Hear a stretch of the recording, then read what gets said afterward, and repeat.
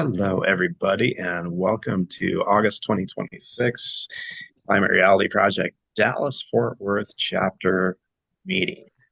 And we're happy to host on Zoom as usual. And I'll just go ahead with a mini introduction of myself. We'll go around the room and then we'll jump back into some normal agenda items, we'll say. So I am Mike. I am a co-chair here at the chapter, and I've joined a couple years ago. And basically, it's been an honor to help keep the chapter going. And it was one of the things I had fun with this year was going to Nashville and meeting Al Gore directly, and I even got a private, well, not private one-on-one, but it was really exciting to be in a small group session with him, with other climate reality leaders from around the country. So happy to share more of that later, but I will just popcorn it over to Beth. And Beth, remember, I will give you a deeper introduction also for the record later. So, but Beth, go ahead. I am a former officer with the DFW chapter, having served as the chair of the Climate Creatives Group and education director. And it's been a while since I've been here, and it's good to be back.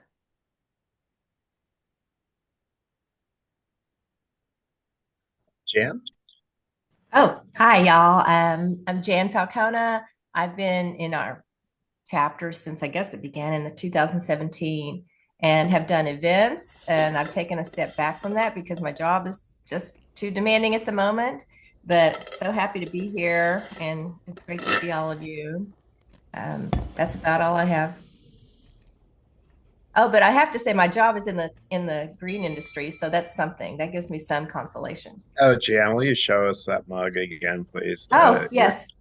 My boys were on a little trip together and they found this mug, and it's cold right now, but when you put hot liquid in it, the map shows what coastlines will be covered up. So you see the alternate view of the world after climate change. So like sad, but kind of a great conversation starter. I'm going to carry it around my office and just reminder to everybody. Anyway, I thought it was very clever. If I make coffee later and put it in there, I'll show you guys. Okay, and Jayashri, bring us home. Hi everyone.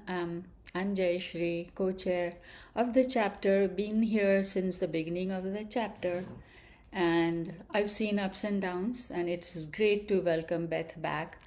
She revived our chapter for some time, and then Mike took over. So welcome everyone.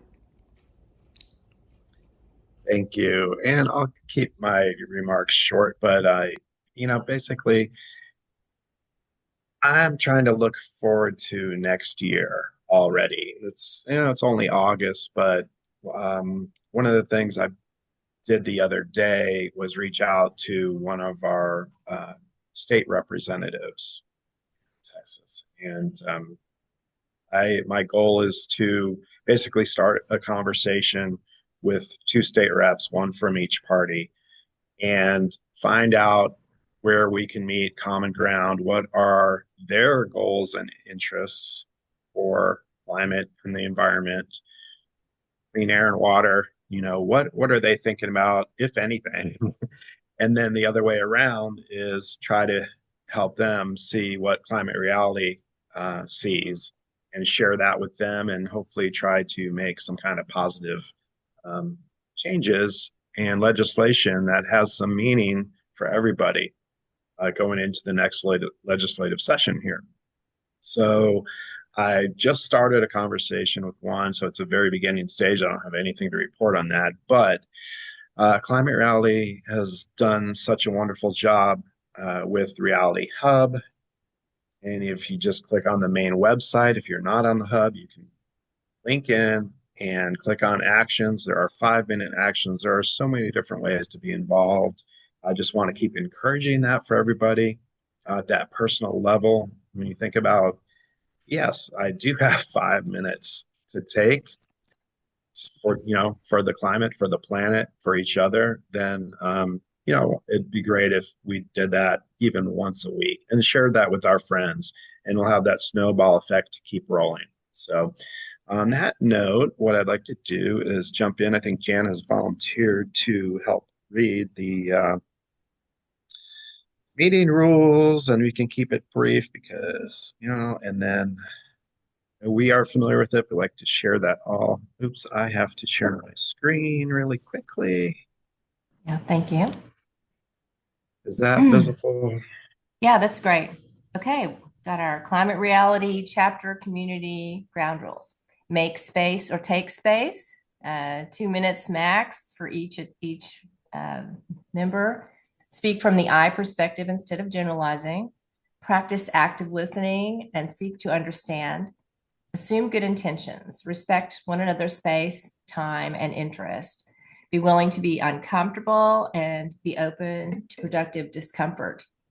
Um, Keep in mind that intent does not negate impact. Disagree without discord. Personal attacks and labeling have no place in our chapter, and accept that there is no quick fix. So I always think it's funny because I think this is the most polite group of people I've ever met, but it's a good reminder. Right.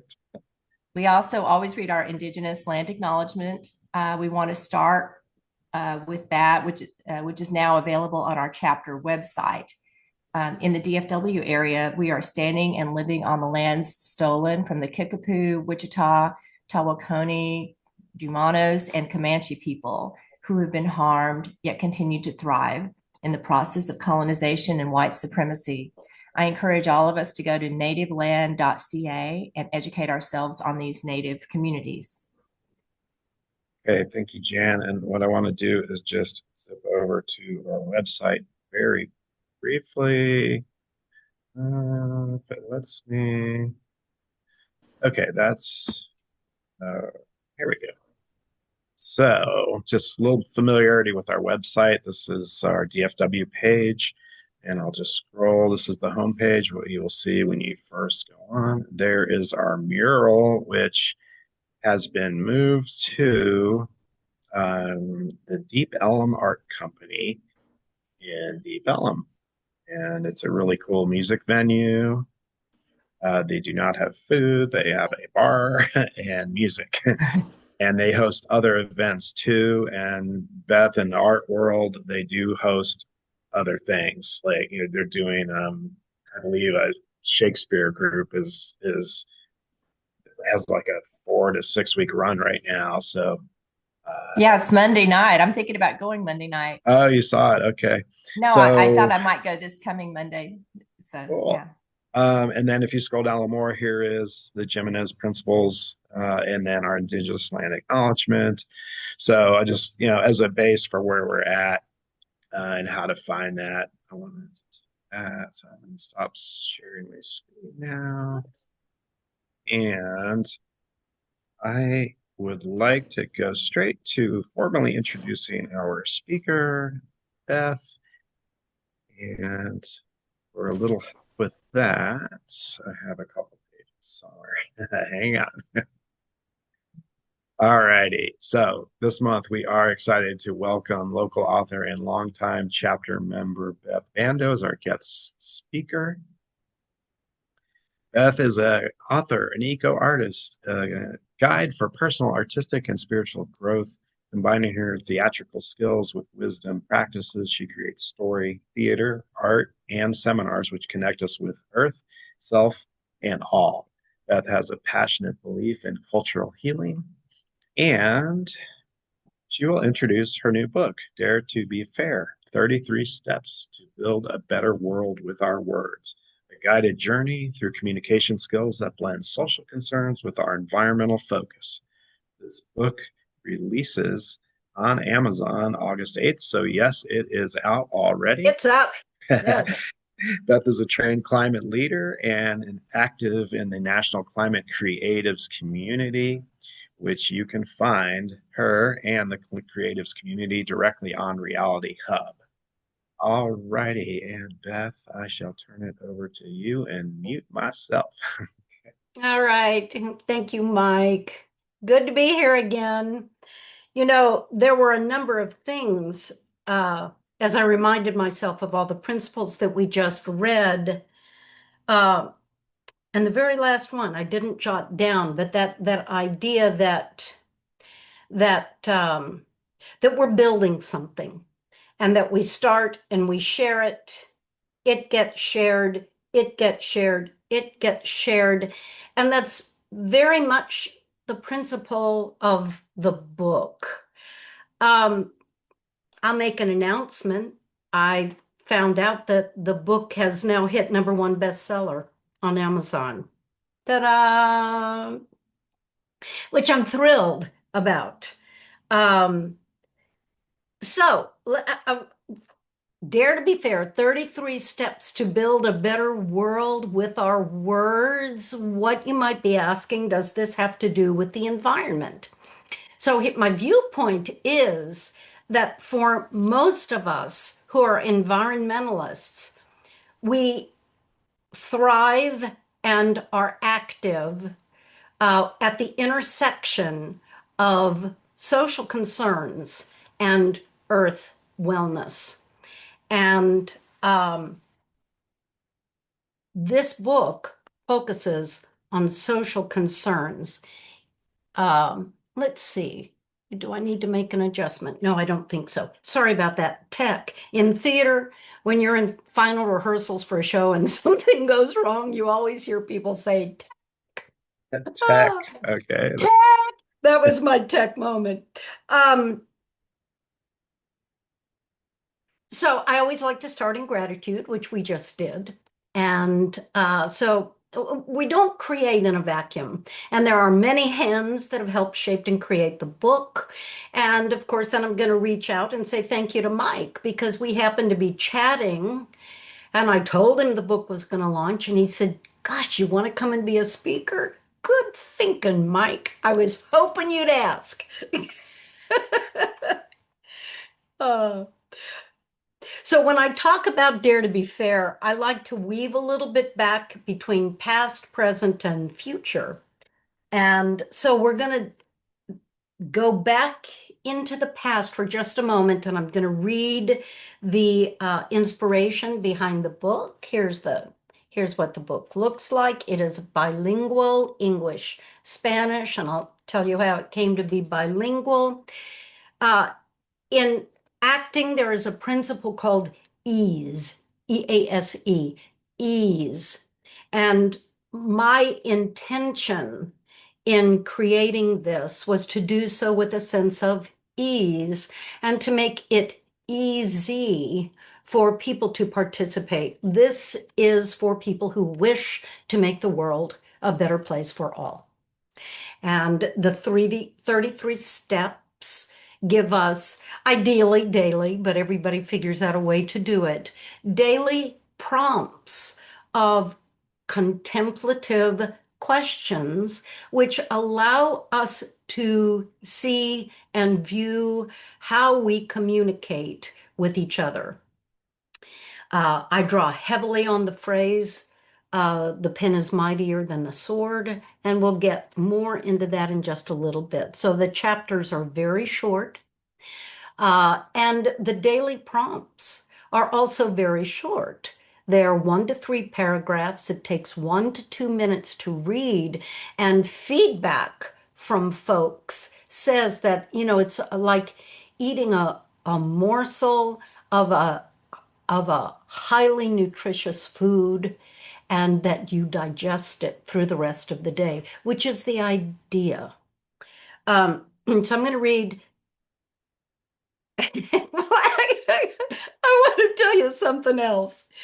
Oh, and this is the power of the earth. And the power of the earth in being a guide for us. The other element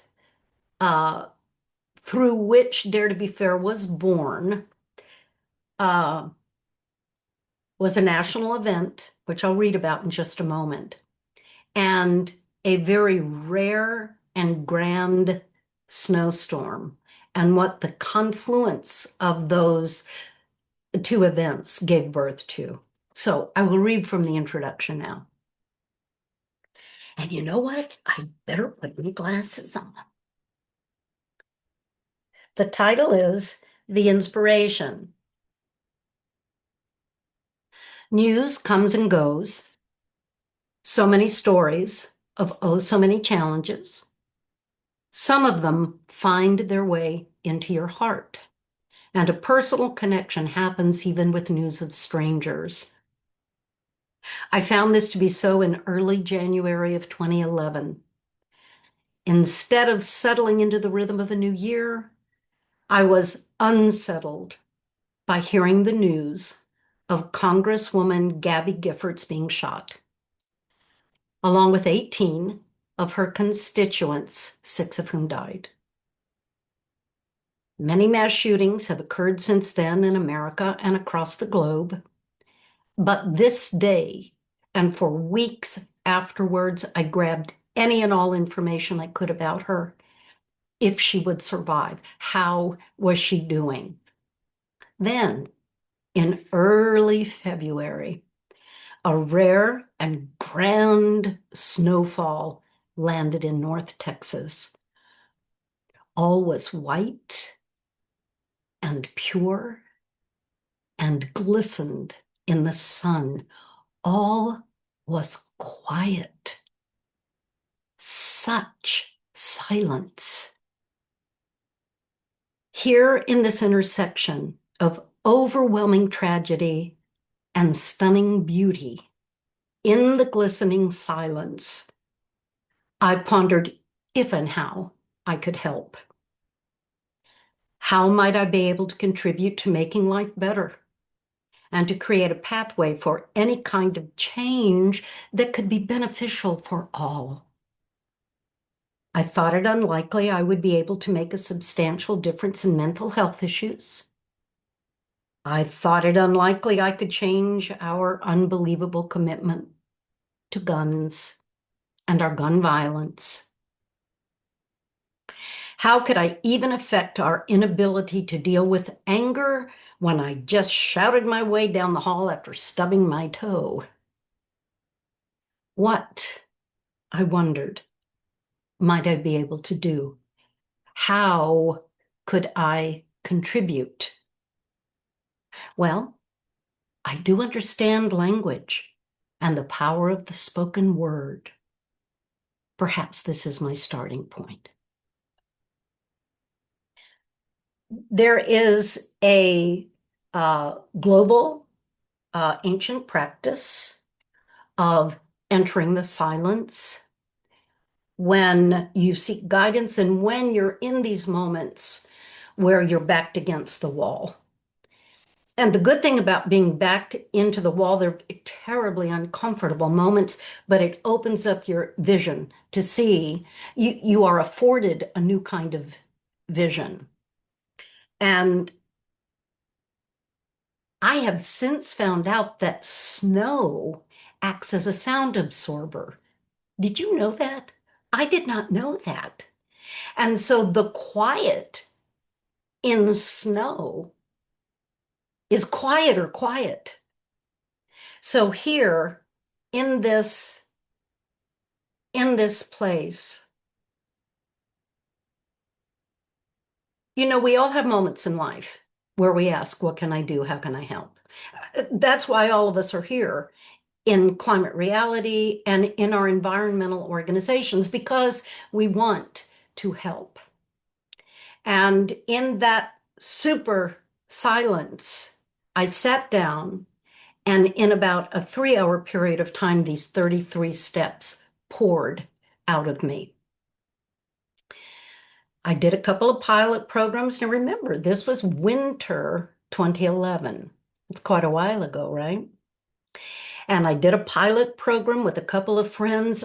We really liked it and got a lot out of it. In the fall, a friend of mine did a pilot program. She was a teacher. She was a theater teacher in a middle school here in Fort Worth. And she did a pilot program of Dare to Be Fair.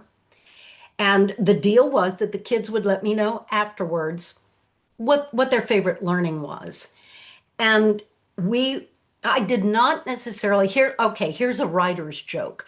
Most authors know who their target audience is, and they write a book for their target audience. I didn't. I just said, whoa, humanity, my country, the whole of us, we are in a pickle. What might we be able to do that's easy and doable? And so I did not write this necessarily for young adults, but holy moly, they took to it like ducks to water. Their responses are in the book. They were so stunning. And I thought, if kids can get it, so can we. And we are the grown-ups in the room. We're supposed to be the leaders and the role models for this. So after that, so you know that life happens and you get busy. You know, we were all talking about our jobs that are very demanding, and then we have family stuff. And, well, you know, I hit a life happened thing, and dare to be fair, ended up in a file in a drawer on a website that nobody was looking at. And then came some random moment in fall of 2023, right? So what is that? 12 years after I had initially created it. And I think the event was that I watched the news. And there, right in front of me for all to see and all to hear, was the coarse and incendiary language that has been quite the norm now, has become quite the norm. The bullying, the violence, the name calling from leaders. And I thought to myself, surely we can do better than this. And aren't we called in life to do better?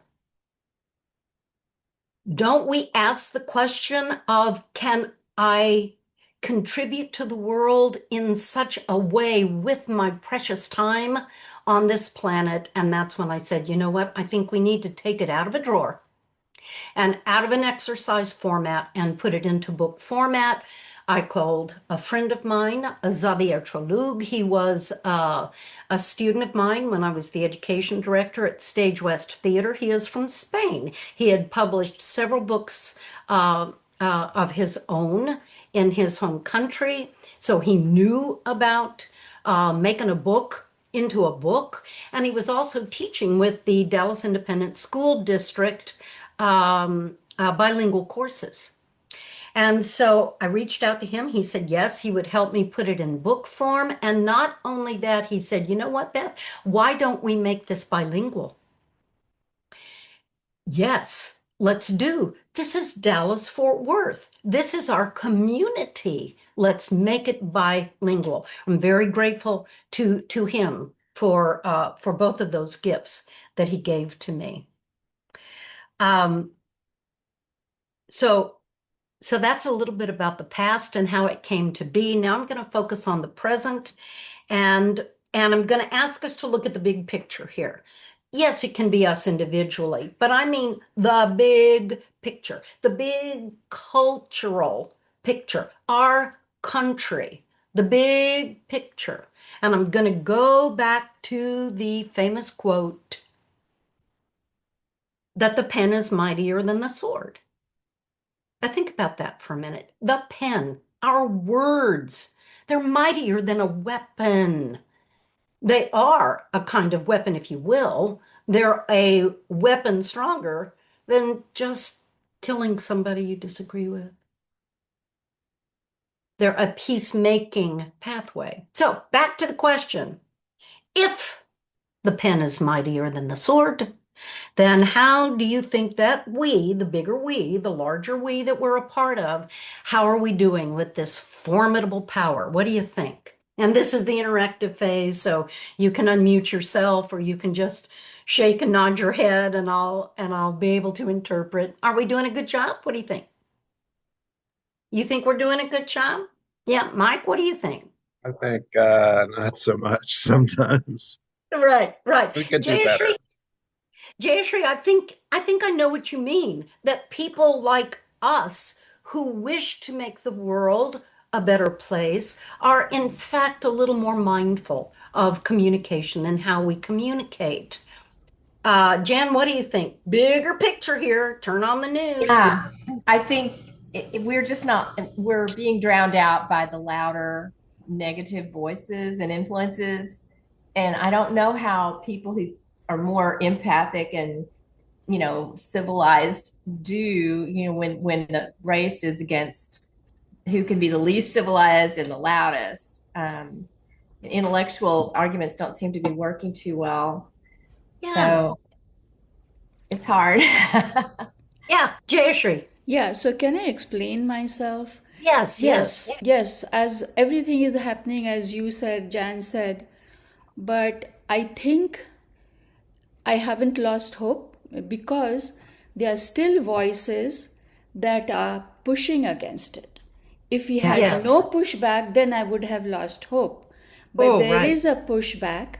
That means there are those voices that, like the collective, I mean, we have selected our representatives, they speak for us. So I am glad even one in that 200 and 300, there is one or two that is pushing back against this, as you called it, loudness, uncivil words, and things like that. So that is what is giving me hope. Like, Yes, absolutely. And this is an exercise in hope and in yeah, exercising a skill that we have. So the thing about the incendiary language and everything that it is giving rise to is that it's also giving rise to extraordinary anxiety levels. And this is both for our young adults and for our adults. Now, these young adults, this is our future. And their anxiety levels have risen exponentially since 2011.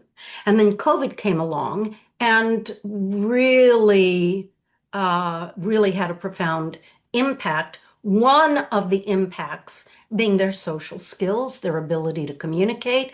And if they're learning from watching the news, those probably are not the role models that I would recommend. This is our future.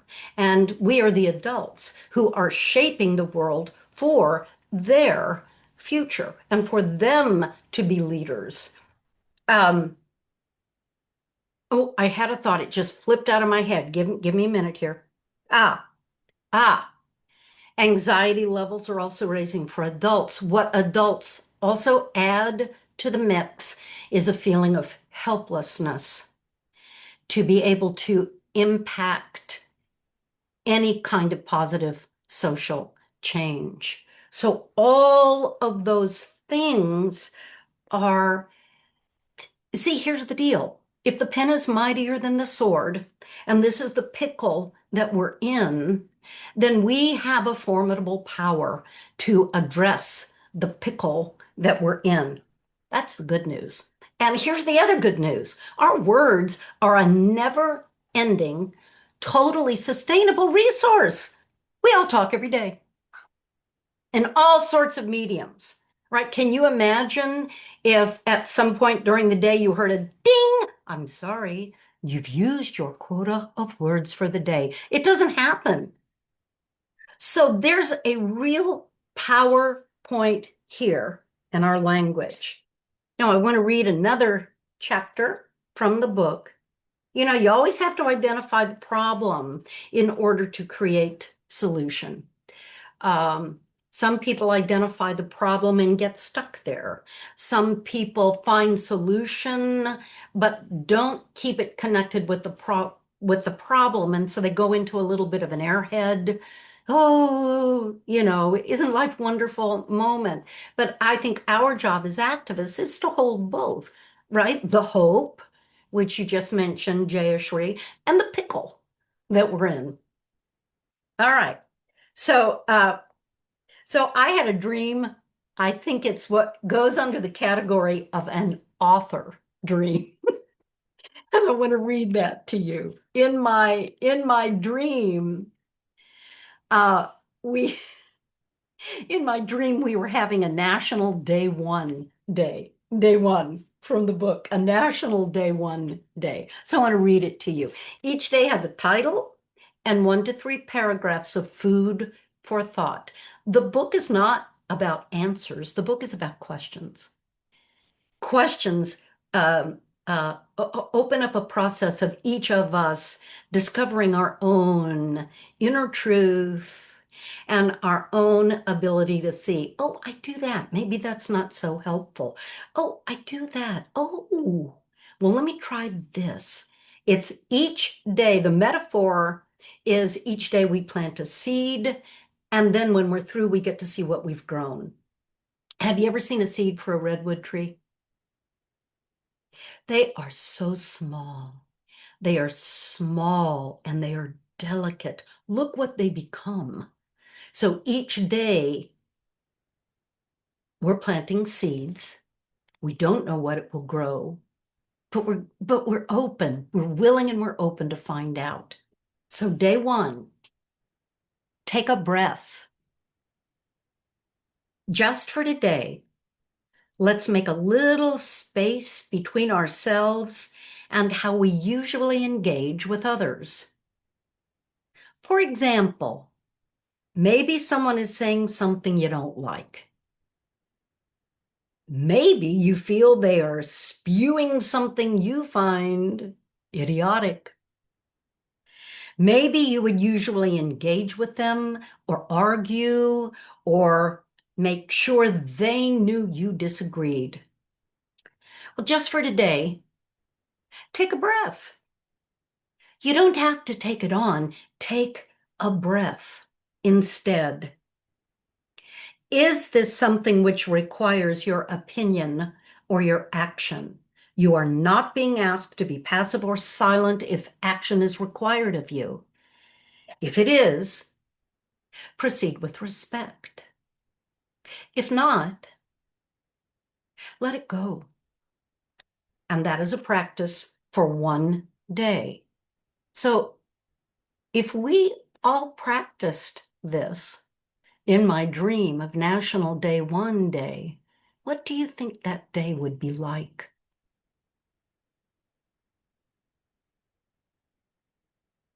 What do you think, Mike? I see you smiling.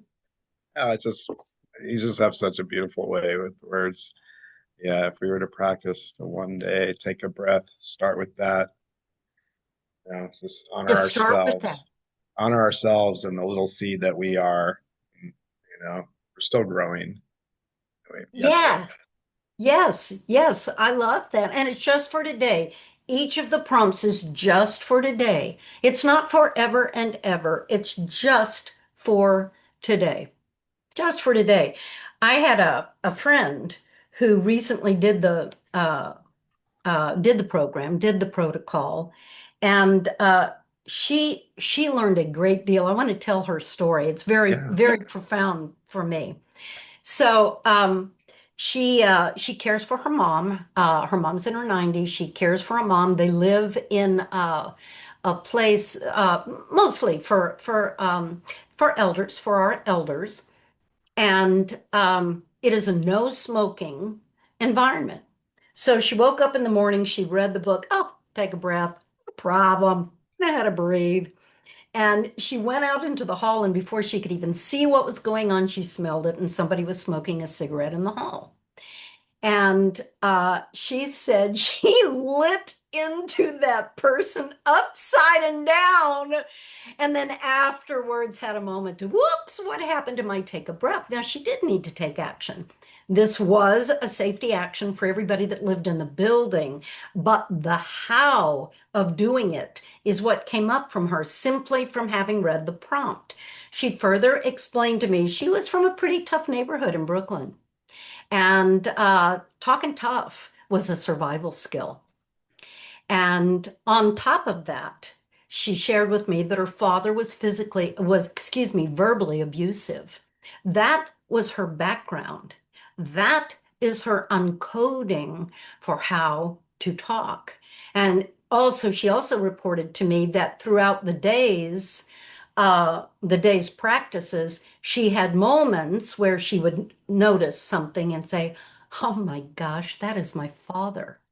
So it has given her a lens to be able to look at things that she might not have looked at before. And it gave her a lens for expanding her abilities, for hopefully creating a more harmonious world for all of us. That's the name of the game. The desire is to trying to create a more harmonious environment for all. So the good news, if the pen is mightier than the sword, then we have a formidable power right here, right now. It is not about, the book is not about perfection. Oh, holy moly. You know, I learn every time. I have not only written this, I've rewritten it. I've been through I don't know how many rounds of editing. And still, every time I go back to a day, there's something for me to learn. By the way, I have an announcement, and I don't think I've told you this. As of today, the book is the #1 bestseller. That is Yeah, incredible, Beth. I'm so happy for you and thank you. and for all the people you're reaching, including us. Thank you, Do, Mike.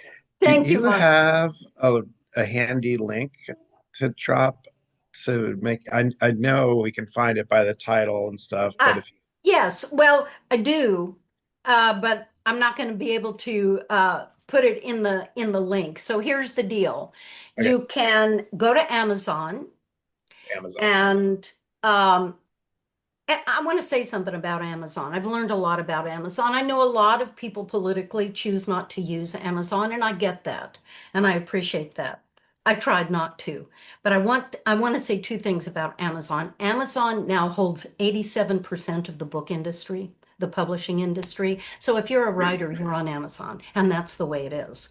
The other thing is there are something like, oh, I just looked up the statistic and I can't remember, but I think it's something like up to 9,000 self-published and indie books published a day Oh on wow. Amazon.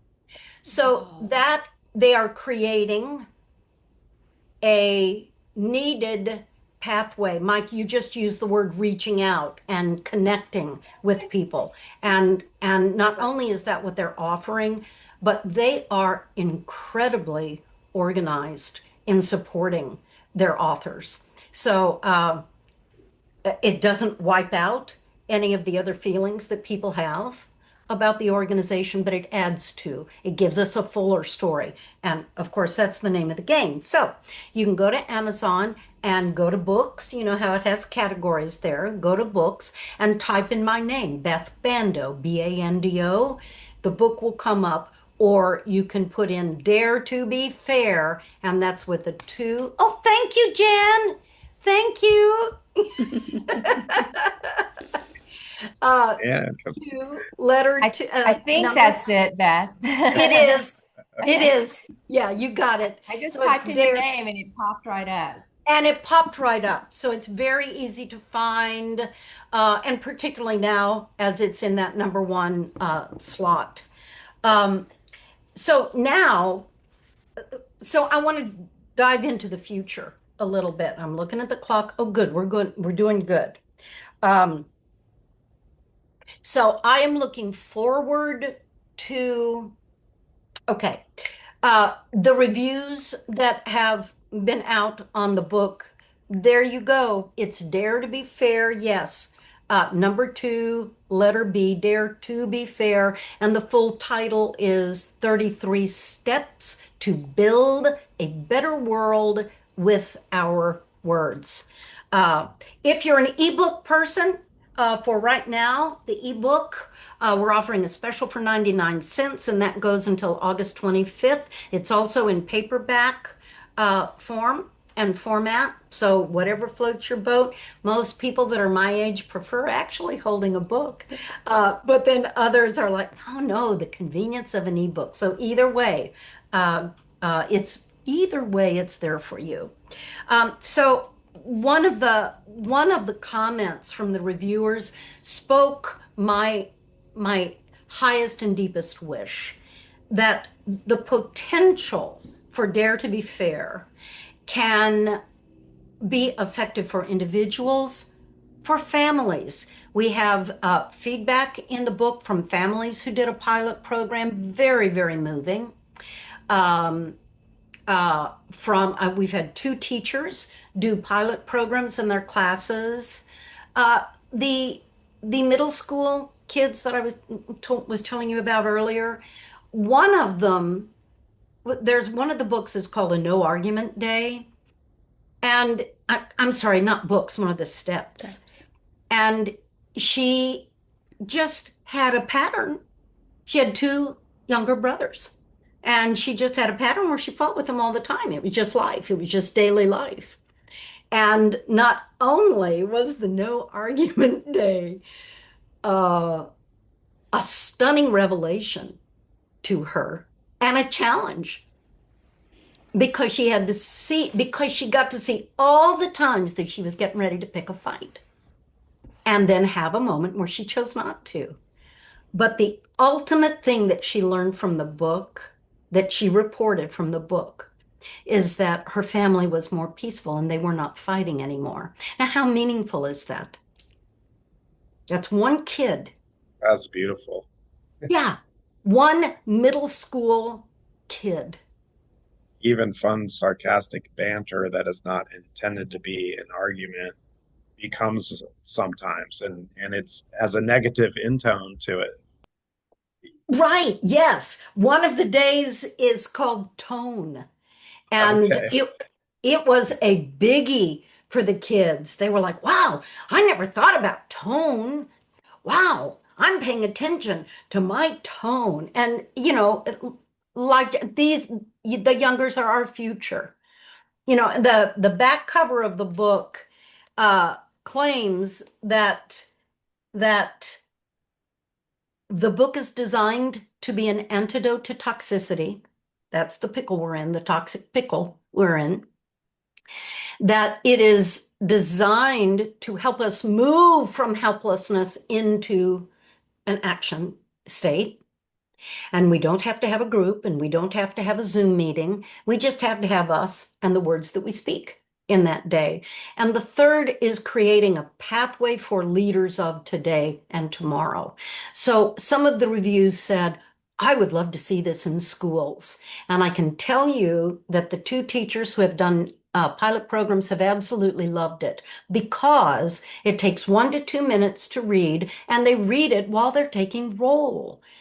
There's no additional training. They don't have to fit it into their curriculum. It's like a wisdom quote to share with the class to start the day. But the other thing is, it begins to create a context for understanding each other and for communicating.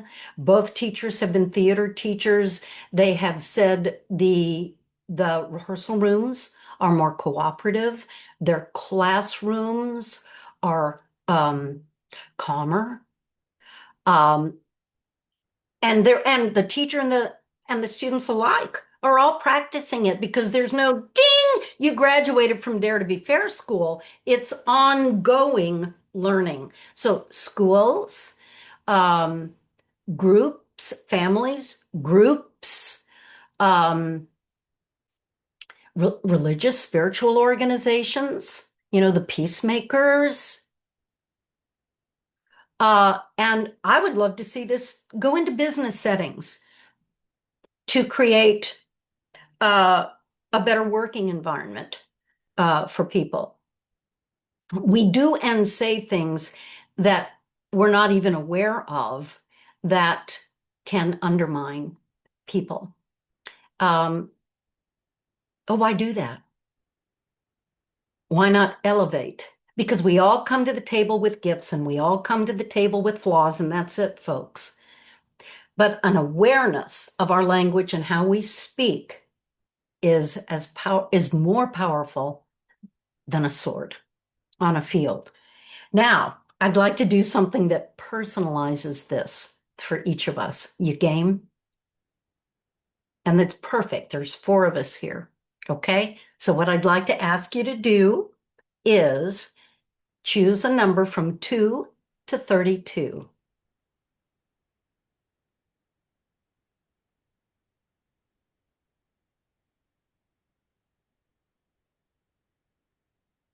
Have you picked your number? All right. So, Jayashri, oh, I know you're muted. What's your number? 29. 29. Mike, what's your number? 8. 8. 8. Yes. Jan, what's your number? 16. 15 or 16? 16. 16. 16. Okay. 16. Oh, Hey, hello, Lisa. Oh, Lisa, you're one of the new officers. I haven't met you yet.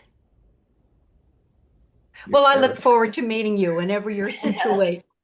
Hey, Lisa. You can come off of mute, Lisa. This is a fun part. Yeah. Yes, Lisa, this is our interactive part. And if you would like to participate, and I would love it if you would, please pick a number from 2 to 32.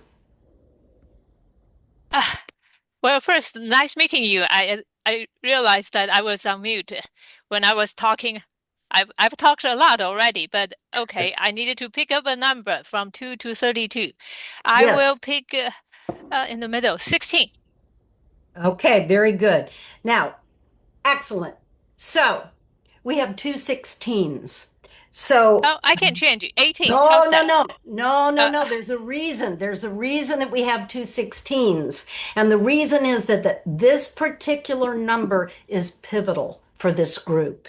There are 1, 2, 3, 4, 5 of us now. So I'm going to read it. All right. Here's day 16. And Lisa, we're throwing you into the daily prompts that are in my book, Dare to Be Fair, 33 Steps to Build a Better World. So you can, if you're interested, you can watch the video for all the context behind it. But otherwise, let's just go swimming. We're all in the pool together. And so each of the days has a title and anywhere from 1 to 3 sentences. So day 16. So I'm going to say that this is a central theme for this group. So if you were looking at a circle, put it in the center. And right, the center of a circle. There's a centering theme here, and it's going to make perfect sense with what climate reality is and our local chapter. The title is Practicing Solution. And the prompt says, just for today, I will consider 3 things I am angry about and consider non-violent solutions for each of them. Does that sound like this group? Isn't it amazing, Mike? Definitely. Isn't it amazing, This definitely Jan? applies to me. Yeah. Yes, it does. And what I'm doing now, in case you're wondering, let me tell you what is informing me. And you likely already know that one of the most extraordinary events of my life was the opportunity to live and study with grandmother Twyla Nitsch, Seneca elder, way back in the early 90s.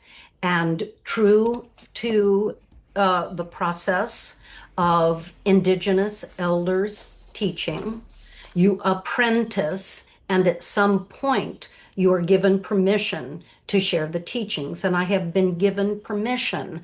And what is that permission? It's an earth connected philosophy, and it's centered on the circle. As Grandmother Twyla taught us, the circle is the shape of the earth. It is the shape of wholeness. It is the shape of equality. There's no one on the top and no one on the bottom. It's not a pyramidal structure, although I am a big fan of pyramids, but it is the circle. And our ancestors understood the circle in a way that we don't anymore. They sat around the fire, the circle of fire in the evening, and told their stories about the hunt, how to bring food to the people, what they were able to gather, personal stories of what they saw. And they also watched the circular passage of the seasons. They looked up at the sun and the moon and the stars and the movement and the shape, the circle. And because all of this earth wisdom, they had to know about the four directions, because they had to know how to tell people to get to where the animals were to be able to feed the people. And then they had to know how to get back. So they were survival skills. And because they gave the gift of life, they gave a broader opportunity for a philosophical understanding, a spiritual understanding. Architecture from Stonehenge to cathedrals is based on the wisdom of the four directions. And we've forgotten it. We're modern people. We don't need the sun and the moon to tell us the time anymore. We've got calendars. And we don't need to know where the animals are because we go to the grocery store. So I feel like this is a ripe time for us to remember. The big thing that the elders teach us right now is that we're moving from a time of separation into a time of connection. Surely the earth disconnection has given way to some of the environmental issues that we are so passionate about providing solution for, practicing solution for. So it is within this context now. I want you to know the future of the book. I'm really looking forward to seeing the book go into educational environments, all the places that we talked about. I'm interested in going out and talking to various groups. I am also interested in this particular phase. It is a seminar that I'm calling The Power of Words Meets the Wisdom of the Four Directions. And so that's what we're doing right now for this group present right here. And I will draw this up and send it to Mike.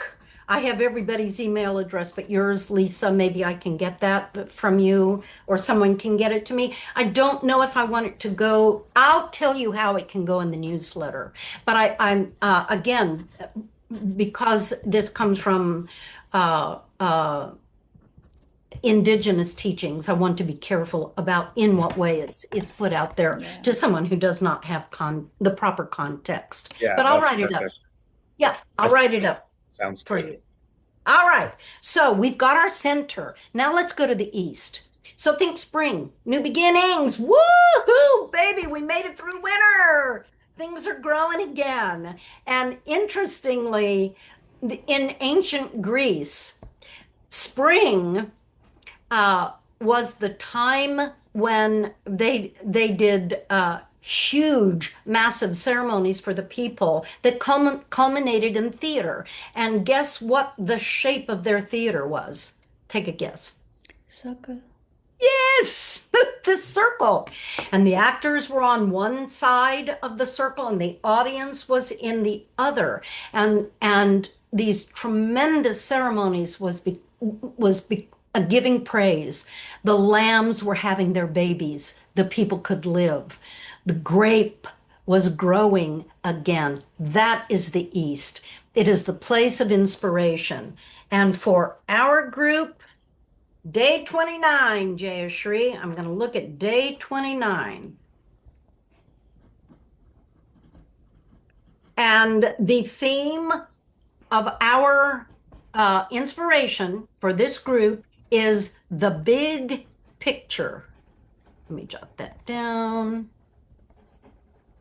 And the food for thought is just for today, I will contemplate that if I listen to all viewpoints, even the opposing ones, I will get a clear and whole picture of any situation. Mike, that's what you were talking about at the beginning of our session when you wanted to reach out to two politicians of both parties to get their takes on it. That in that way, we will get the big picture. So this big picture is the Inspiration in Climate Reality DFW chapter at this time. What do you think? Pretty cool? Yep. Absolutely. I think it is. Way cool. And as we connect the dots and go, wow, that's really true for us, what I would like to say is that is the wisdom of the four directions. That is how they work in our lives. Oh, looky this. Day 8. All right, so this goes in the south. And think in spring we plant seeds. What happens to those seeds that we plant in spring? What happens to them in the summer? They They grow mature. roots. Yeah, they grow big time roots, right? Roots to hold up that plant so that it can bear the fruit, the vegetables, etc. So this is the roots of climate reality. This is our stability and its tone. Isn't that interesting? That came up earlier.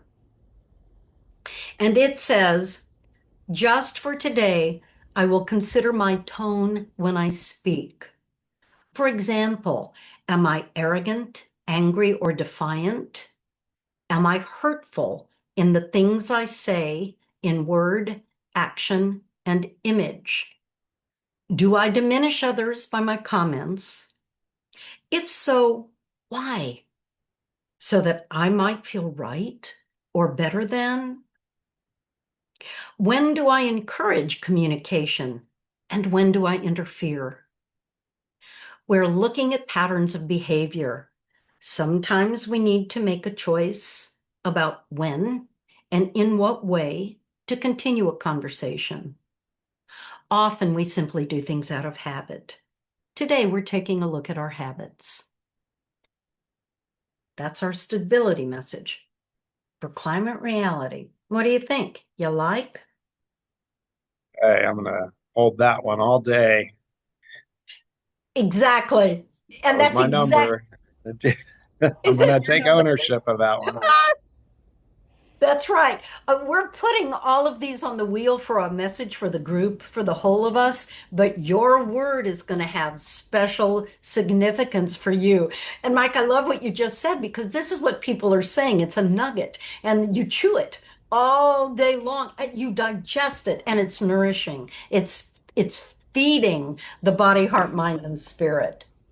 All right, so the next number is mine, and it's number 7. And this number 7 has come up. I did this last week with both of the book launches, the in-person and the online. And this has come up in every circle that we've met, that I've done so far. So I think it's very significant. And this is going to go in the West. So we've planted seeds in the East. They've grown roots in the South. What happens in the West? Think seasonally. What do we do in the West? What Sunsets in the west.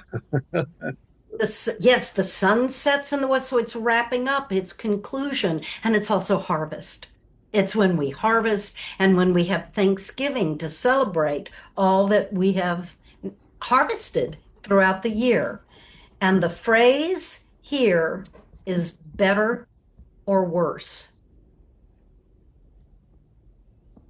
And it says, just for today, I will consider whether or in what circumstances I feel superior or inferior when I speak.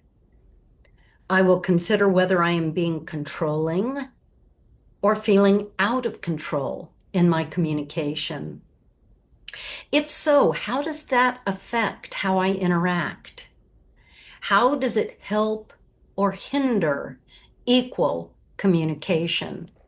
And equal communication is another day. So the steps, they can stand alone, but they also evolve and build on each other as you're doing the protocol. So this is how we harvest from this, from looking at better or worse, superior, inferior, equal communication. How do I help it, hinder it, is how our group manifests. Good stuff, right? Let's Definitely. east, south, west.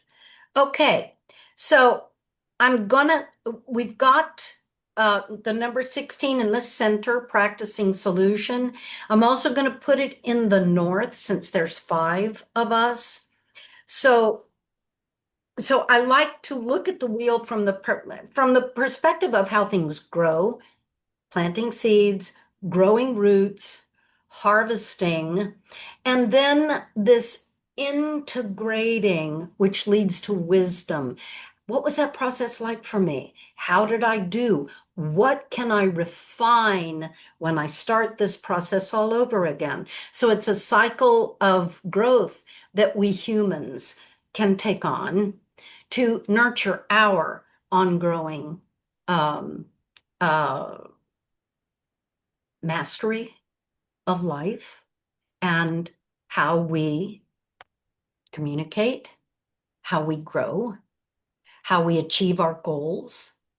Because we start by planting the seed, we take care of the goal, we harvest it, we reflect, we relearn, and we start all over again.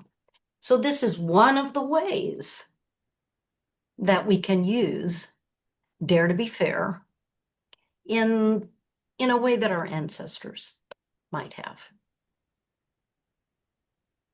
What do you think of that message? What do you think? How do you feel? Great. It does make you feel good, doesn't it? I really like that you have just, stopped the madness and just encouraged us to step back, because I just look at each event and each day is okay, firefighting all the time. And I really think it's great to be more mindful, like to think about how we're going to approach these issues rather than just jumping in and, you know, shoot first, aim later, that kind of thing. So it's really good for me because I tend to just like, be throw myself into something and then I'm like, oh, I should have thought that through. So Oh, I love that, Jan. I love that. That's awesome. Thank you. That's good medicine. well, and also I have to tell you, I just finished a kind of a fun book, but it was about this woman dealing with alcoholism. And what you said about what was it you said, look at each day, one day at a time. And I'm thinking that's the AA motto. And there's Yes, this it is. line in the book where she's like, I don't know if I'll be able to not drink ever. And her friend says, you just have to not drink today. Or even if it's just not just this hour or just this next 5 minutes, and look at it just, don't think of the big picture and let it overwhelm you. In other words. Yes, yes. Uh, Step at a time is another phrase you hear in meeting Yes. rooms. Just for today, step at a time. And this book borrows that. It's 33 steps. I can take them one at a time. Just for today. I think of how what we talked about earlier, and the sense of how people have anxiety around the issues of today, and the language that's fed to us keeps reinforcing that anxiety for a lot of people. Mhm. And more, I don't know, I want to say, especially in younger people, there's also, and this is adults, this is everywhere, but I think of the younger people when I think of this, and that is the type of person that disconnects and doesn't communicate their anxiety. Anxiety can be communicated or not communicated. I don't have to Right. share that. It's just something that people feel and they don't want to talk to their peers or their parents about, or whatever. And Right. then there's the type of person that withdraws. And so this book can help that person too, because it's a way for them to connect and say, hey, yes, it is one step, one day at a time. And what can Yeah. I do today to re-engage? It actually can bring people forward in that sense as well, I think. Yeah. Oh, I appreciate that. In fact, one of the days, and I can't remember the title of it, but the thoughts are um, who acknowledges you? Because there's one day that's an acknowledgement day where you practice acknowledging at least one other person for something they do well. Uh, there's a day where you do that for yourself.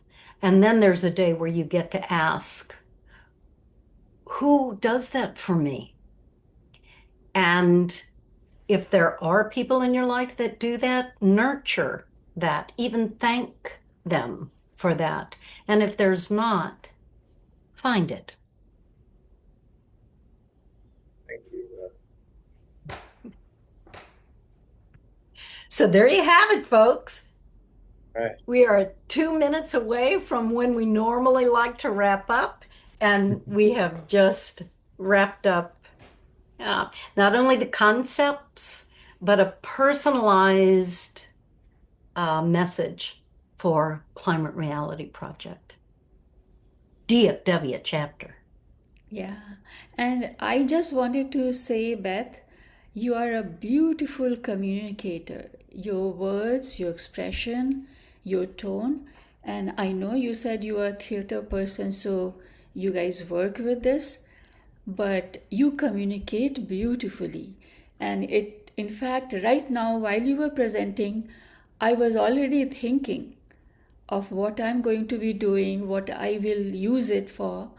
And I, like, you come to a presentation thinking, okay, I'll listen to her. But now I'm resolved to buy your book because it gave me a peek into it, your Yes, presentation. yes, So thank you for that. And yes. also, I thought I have been a teacher before, that I wish you had done this while I was still a teacher, because this would have been such a wonderful for my classrooms. Yes, yes. Thank you for all that you just said, Jayashri. Thank you. I appreciate that. And I have a lot of people who are doing the protocol who get back to me and say, oh, I wish I had this when I was younger. And the high school kids, by the way, that did the protocol a couple of years ago, they they loved it because they got to learn about themselves. And school is all about everything else that you need, but it often forgets, unless it's, a religious protocol that you're following. They grieved when it was over because it was their window into who they were.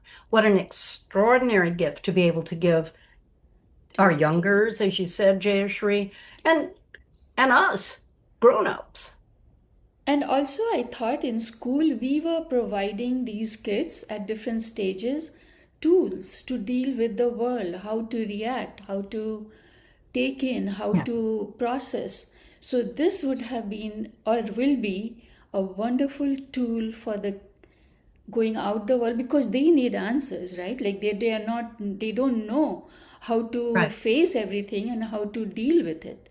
So, this right, will be a thing to deal with the world, with things, emotions, things that they meet and they're going to meet. They don't even know what they're going to meet out in the world.